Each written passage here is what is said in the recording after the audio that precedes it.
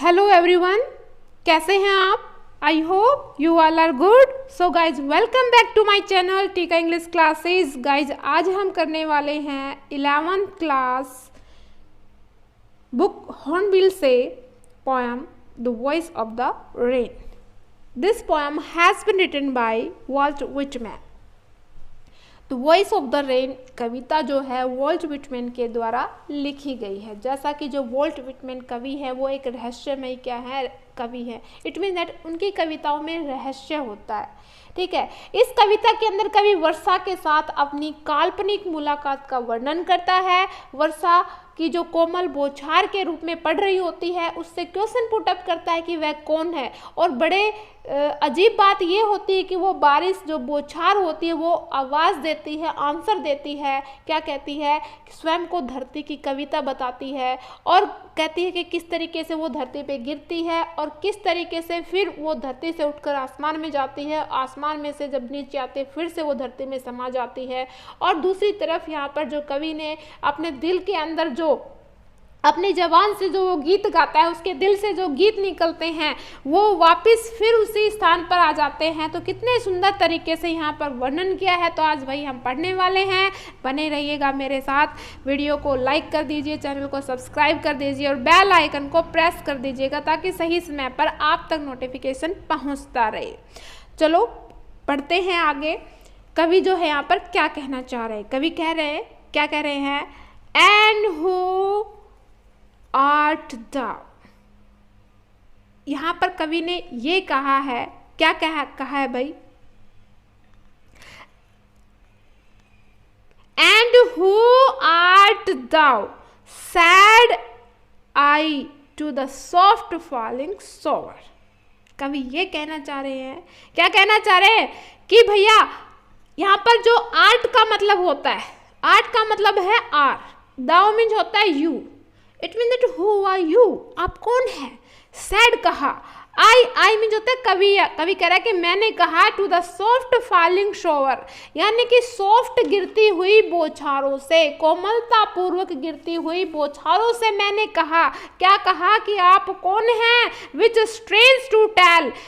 जब उसने मुझे आंसर दिया वो बड़ा ही विचित्र था, यूनिक था, बड़ा ही अजीब लगा मुझे।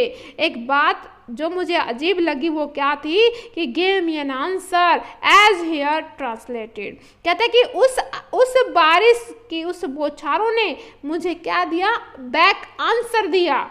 और ये देख के मैं हैरान हो गया।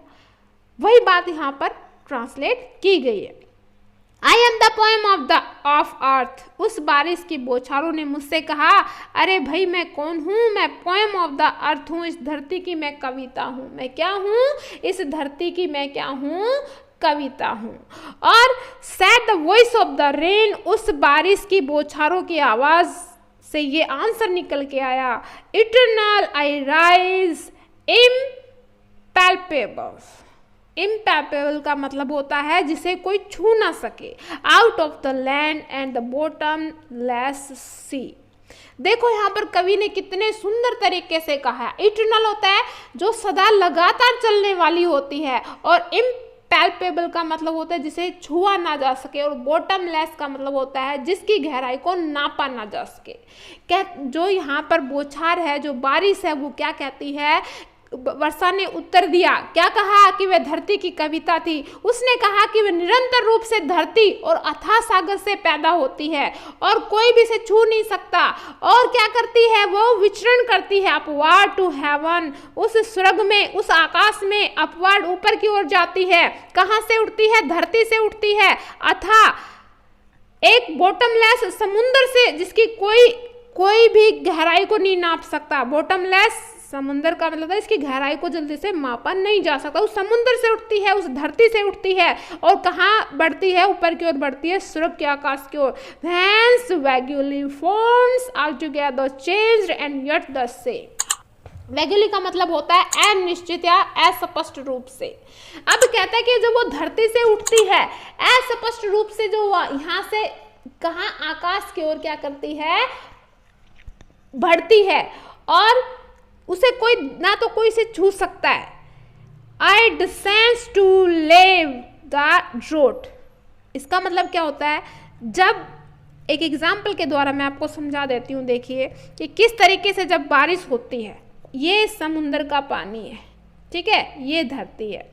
अब कहता है कि इस धरती से यहाँ से ये वेपर होके, यानी कि भाप बन के, इस नमी, धरती की नमी से समुद्र के पानी की जो है भाप बन के ये कहाँ जाती है, आसमान में जाती है, और आसमान में जाकर के इसका रूप धारण कर लेती है, बादलों का रूप धारण कर लेती है। जब ये बादल का रूप धारण कर लेती है तो बारिश के रूप में ये कहाँ पड़ती है, जमीन पर पड़ती है, और फिर वहीं उस धरती में आके मिल जाती है, उस समुद्र में आके मिल जाती है। यानी जिस स्थान से ये उठी थी उसी स्थान पे आके वापस मिल जाती है। तो कह रहा है कि किस तरीके से इस यहाँ पर कहता है आई डिसेंस टू लेव। यहाँ पर लेव का मतलब होता है, डिसेंस होता है नीचे आना, कि मैं नीचे आती हूँ टू लेव, धोने के लिए। क्या धोने के लिए? उस सूखेपन को और छोटे छोटे कणों को और धूल की परतों को, द ग्लोब, जो धरती पे जमी हुई है। क्योंकि जब बारिश आएगी तो सारे पानी से जो सूखा है वो क्या हो जाएगा, उसको पानी से तृप्त हो जाएगा। जो छोटे छोटे कण हैं, जो धूल मिट्टी के कण हैं, वो धुल जाएंगे। और इसके अलावा जो बारिश है वो क्या क्या कर रही है वो भी सुन लीजिए। And all that in them without me were seeds only latent unborn and for ever by day and night. कहते कि मेरे बिना, किसके बिना? उस बारिश की बौछार के बिना, उस बारिश के बिना, मी वर सीड्स ओनली, कहते बीज, सिर्फ बीज मात्र रहते हैं, और लेटेंट अनबोर्न, यानी कि जब तक मैं उन पे नहीं गिरूंगी, जब तक मैं उन बीजों को नहीं भिगोऊंगी, उनमें कोपले नहीं फूटेंगी, उनका जन्म नहीं होगा, उनमें अंकुरित नहीं होंगे वो बीज। And for ever by day and night, दिन और रात, I give back life to my own origin. कहते कि मैं इन चीजों के अंदर जीवन भरती हूँ। ओरिजिन होता है आरंभ करना, ठीक है। और यहाँ पर कहते हैं कि मैं दिखाई नजर नहीं आती हूँ। लेटेंट का मतलब होता है नजर नहीं आना। और कह रहा है कि किस तरीके से मैं इनके अंदर जीवन भरती हूँ।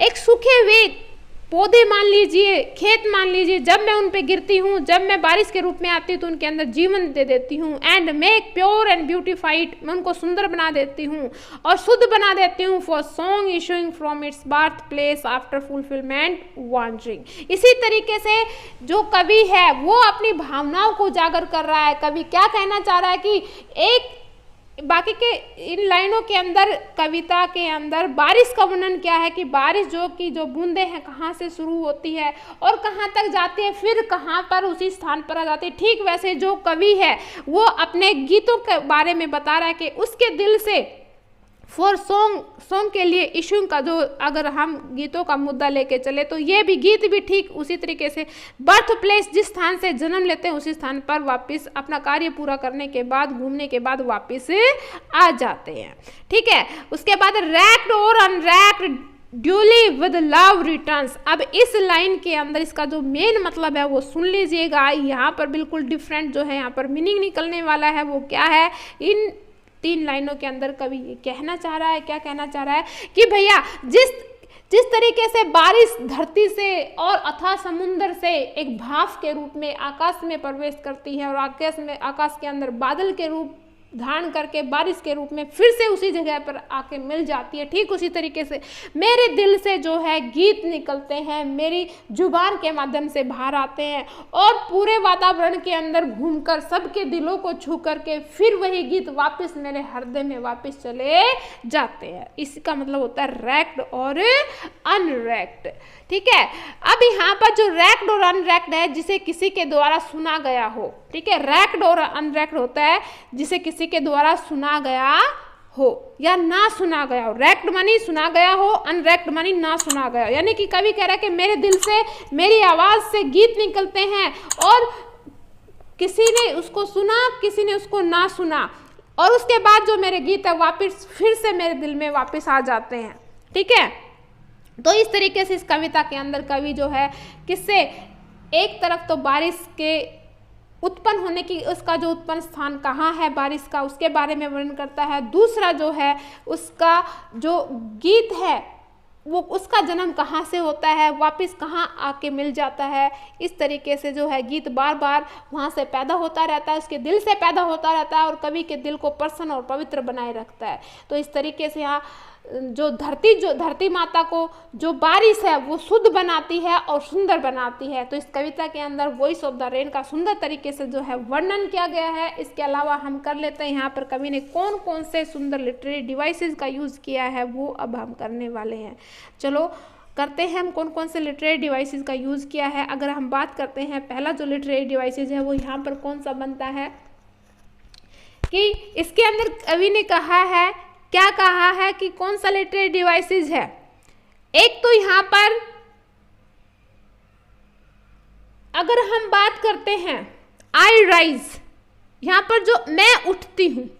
अब बारिश उठेगी कैसे, इंसान थोड़ी है जो बारिश उठ जाएगी। तो यहाँ पर आई राइज के अंदर ये क्या है, पर्सोनिफिकेशन। कौन सा लिटरेरी डिवाइसेस का यूज हुआ है, पर्सोनिफिकेशन लिटरेरी डिवाइसेस का सुंदर तरीके से क्या है वर्णन किया गया है। अगर हम बात करते हैं I am the poem of earth, इस लाइन के अंदर जो है कवि ने मेटाफर, कौन सा है, मेटाफर का सुंदर यूज किया है इस कविता के अंदर। Poem of earth, poem of earth, तो यहाँ पर कौन सा लिटरेरी डिवाइसेस यूज हुआ है, मेटाफर का। ठीक है, अगर हम बात करते हैं बॉटमलेस सी, अब ये ऐसा थोड़ी है कि बॉटमलेस यानी कि तलहटी रहित समुंदर, तलहटी तो कहीं ना कहीं जाके होगी लास्ट में, हाँ गहराई में है लेकिन है तो सही। तो यहाँ पर क्या है, हाइपरबोल, यहाँ पर किसका यूज हुआ है, हाइपरबोल का। ठीक है, तो यहाँ पर जो है हाइपरबोल का यूज हुआ है। अगर हम नेक्स्ट लिटरेरी डिवाइसेस करते हैं तो यहाँ पर एंड वर्ड है जो बार बार रिपीट किया गया है in the starting of the line more than two, दो लाइनों के स्टार्टिंग में जो है एंड का यूज किया है, एंड से स्टार्ट सेम वर्ड से होते हैं। यहाँ पर एनाफोरा का यूज एक सुंदर तरीके से किया गया है, दो लाइनों में नहीं है, एक लाइन हो रही है लास्ट वाले, देखो यहाँ पर क्या है, एंड का यूज किया गया, तो यहाँ पर क्या है, एनाफोरा है। तो कितने सुंदर तरीके से यहाँ पर कवि ने लिटरेरी डिवाइसेस का यूज किया है। आई होप आपको ये पोएम अच्छे से समझ में आ गई होगी।